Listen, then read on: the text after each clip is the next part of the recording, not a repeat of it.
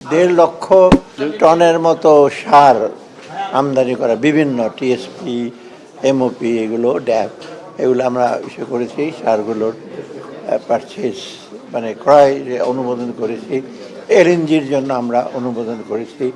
তৃতীয়ত 2.5 মিলিয়ন বোধহয় টনের গম ইউএসএ থেকে আনার জন্য আমরা অনুমোদন করেছি। ইউএসএ থেকে আনার একটা আমাদের সেটা হলো রেশনালটা, যুক্তিটা হলো আমরা একটু চাচ্ছি ডাইভার্সিফাই করতে।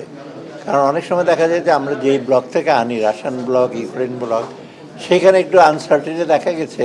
সেখানে ব্ল্যাক সির ব্যাপার এখন কিন্তু ঝামেলা হয়, কারণ ওইখানে এখনও টেনশন আছে। বিশেষ ইয়েমেনি যারা আছে তাদের সাথে, মিসাইলের সাথে ব্ল্যাক সি। কারণ আমরা ভাবছি যে একটা অল্টারনেটিভ, আর ইউএসএর সাথে আমাদের একটু নেগোসিয়েশন চলতেছে, ইউএসএ থেকে যদি আমরা কিছু ইম্পোর্ট করতে পারি। সেটা সঠিক দামটা আমি বলবো না। এটা প্রোটিন মোটামুটি একটু হায়ার, আমি বলবো না যে খুব বেশি হায়ার, তবে ইমপিউরিটিস অনেক কম।